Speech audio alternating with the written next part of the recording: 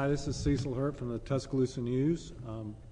Here for the preseason look at the Southeastern Conference, a roundtable discussion with two reporters, myself and Christopher Walsh from the Tuscaloosa News, and two outstanding reporter, columnist, University of Florida specialists from the Gainesville Sun, Pat Dooley and Robbie Andrew. And we appreciate everybody's participation and look forward to talking about the SEC, not just the teams we cover, but the entire conference heading into the 2009 football season. Pat Dooley's going to handle the questions, and we're all going to try and give our best response. This is actually a rectangle table. Not quite a round table. So make sure we get that cleared up. Yeah, this is going to be a fun year in the SEC, and of course the league has won 3 in a row. We'll get to that point, whether they'll win 4 in a row or not. But let's start out by talking about the teams that might be surprising teams this year, the sleeper teams, so to speak. Last year, Ole Miss was probably the sleeper team. And, well, you guys start out. Who are your sleeper teams? Start with Chris. I think the team that a lot of people are really calling the sleeper surprise is Arkansas. So everyone thinks Petrino's offense is going to be a lot better this year. I can't argue with that. I think Arkansas is definitely going to be a much, much better program. You may not see it in a lot more wins and losses, but the play, I think, is going to be much better.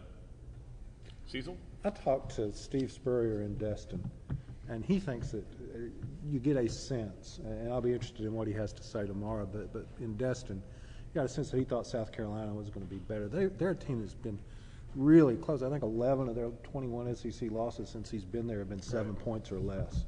And he feels like they're better defensively. I don't know. He doesn't know what's going to happen with Garcia. Yeah. That's the Nobody big question. Nobody knows that. Steven Nobody Garcia knows. doesn't know. But it's with the exception of Florida and Ole Miss, it's a wild card year for everybody at quarterback. Whether you're talking about Georgia, Alabama, even LSU. Although Jefferson had some success in the Peach Bowl, so Garcia certainly has as much or more experience than any of those guys. Again, other than Tebow and Snead, and I just got the sense that Coach Spurrier felt like that South Carolina was going to make some noise this year. Robbie, I like Arkansas too in terms of personnel, and I agree with you on the second year for a coach, but that schedule is brutal. And they have Georgia at home, but then their road games are all very difficult games. I don't know that they're going to be able to make as big an impact. The team I'm going to pick as my sleeper is Vanderbilt. 17 starters back. I like their talent. I mean, they're a bowl team from last year, but everybody's totally overlooking them. Well, for one reason, it's a tough division, obviously, but I'm going to take Vanderbilt as my sleeper team. Okay, that's a good sleeper. Which I think makes the 94th consecutive year that somebody's taken Vandy as their sleeper team. Sometime they will be. Maybe you pick. called it right this time. Our next topic is the hype that's surrounding 2 of the programs here in the SEC, and that would be Florida and Ole Miss. Florida, of course, defending national champs. Ole Miss coming off a 9-4 season, won their last 6. A lot of people are excited about that. Robbie, who's going to handle the hype better in the preseason I think expectations? Florida will, because they're a veteran team. They've been in this situation 2 years ago. They found out what happens when you get caught up in expectations, don't have the talent. They have the talent to do it this year, and I think Ole Miss, as bad as they were before Nutt got there, to turn it around like they did, like he said today, they're getting patted on the back everywhere they go. And, I just have a feeling, even though their schedule is favorable at home, I just have a feeling they're not going to handle it the way that Florida does. I think Florida's pretty focused on knowing how to handle this kind of situation. Cecil? Well, I think for Ole Miss, it's a multi-part equation. And we're talking about a team that absolutely beat Florida, looked great, beating Texas Tech, lost to Vanderbilt, lost to South Carolina last year. And I think they're better than those teams, but are they going to have that kind of bump in the road again this year? Are they going to play Vanderbilt, who always seems to give them a hard time? Are they going to play Arkansas? Are they going to get beat somewhere that you don't expect them to get beat? I think they can line up. I think in their big games this year, Alabama and Oxford, LSU and Oxford, they'll be pretty competitive. They'll have a chance to beat anybody. But as far as winning the West, putting together that 7-1 season that gets you to Atlanta, I think remains to be seen if they can be consistent enough week in and week out. They really, for some reason, the hype around them reminds me of the hype around Georgia last year. I think it really does. They've got a quarterback. They looked great in their bowl game against a spread team, whether Hawaii or Texas Tech. They beat Florida. So I think they've got good players. I think that they've got a chance. But they lose Michael Orr.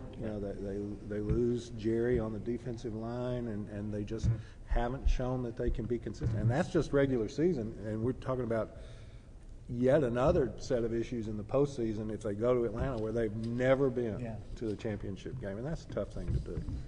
Yeah, I agree with Cecil, and in addition to losing a couple of key players and never having been there, no one's talking about LSU at all. And I agree. I think They're LSU, under the radar somehow. LSU is just going to be dying to get a shot at Ole Miss, and I think that's going to be the definitive game. Yeah, I think, the thing about Ole Miss is the hype that's surrounding them reminds me of Georgia, but the schedule is very easy. I mean, they've got it set up pretty good. I think, and as Robbie mentioned, Florida, you're talking about two senior leaders in Spikes and Tebow, although Spikes, for some reason, didn't show up at SEC Shy media days. Spikes all of a sudden. Yeah, well, he wasn't shy when he wore that pink suit, was he? But, Isn't it funny, though, after 4 years, and we're about to be, but after 4 years, I don't feel like I have, and maybe you guys feel differently, but 4 years and a BCS championship, and I still don't feel like I've got a good grip on whether Les Miles is really, is it Les Miles, or do they just have enough players that they're doing it in spite of Les Miles? And that's not fair. I'm usually, I am not Urban Meyer 1-1 with Ron Zook's players. Right. Yeah. I don't believe in that kind of stuff, but I still don't have a real grip on whether it's the situation Les Miles is in or whether it's Les Miles. Well, I wrote a column when they were getting ready to play Florida, and they were 5-0, coming off a national championship, and the headline was "Genius or Goofball." Yeah. And I pretty much yes. I don't know. Well, and I pretty much wrote that he's done a wonderful job, and then they lost 5 of the last 7. So I put the jinx on him, I guess. Yeah, the answer to that is yes, I think. Yeah, I think it is. Our next topic is kind of along the lines of who's going to challenge Florida in the SEC. First of all, do you think anybody, Robbie, start with you, can challenge Florida in the East? Well, like we talked about Georgia, I think they've got the athletes to do it if they get quarterback play that Rick likes. But Tennessee doesn't match up. I think Florida's going to get to Atlanta unless something weird happens. Tebow gets hurt or something. I just don't see another team in the East challenging Florida to get there. And Cecil, who in the West do you think would you like to see Florida play?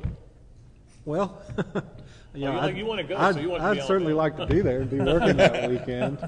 Not covering basketball quite that quickly. That was a great game last year too, and it would be great to see how they've developed and how they play again. A Florida-Ole Miss matchup would be intriguing after what happened last year, and there would be a lot of excitement around Ole Miss making it for the first time. It's hard to say Florida. And first of all, we'll see Florida play LSU. Yep. So it's tough to say that, but any of them, I think, as long as there are national championship ramifications, which I think there will be. I'm not going to say that the BCS champions coming from the SEC until the last question, which is the last question. But, I'll say this: if it's Florida and Alabama, or Florida and Ole Miss, or Florida and LSU, I hope it's as good a game as it was last year. Chris? Well, from a storyline perspective, I'd love to see it be Mississippi State. Now, having be said good. that, Dan Mullen would like that too. I would not go to Vegas and bet on that, though. me neither. But I think if Alabama's defense doesn't have a lot of injuries, I think we could very well see a rematch. I think that'd be a great last SEC game for Tim Tebow.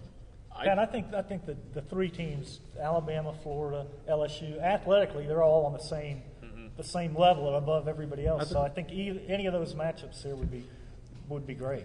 I think we might really be potentially about where we were in 92, 93, 94, 95, 96. It's all looking those like stuff that, perennial. I think you got the two best coaches, and they're good recruiters, obviously. Yeah, they both loaded up on talent. So. I picked LSU to win the West, and it's just a hunch, just what you were saying. I think they're being overlooked, and obviously a loss to Florida wouldn't kill them. If Florida does play Ole Miss in the championship game and loses, Tebow's speech won't get quite the same publicity. I don't think I'm going to work hard to play in the Outback Bowl. If LSU gets there, they'll have earned it because they do play. Yeah. They do play Florida, which the other two don't in the regular season, and they're at Alabama and at Ole Miss. Yeah, they've got the toughest road to get there, no question. They'll have earned it.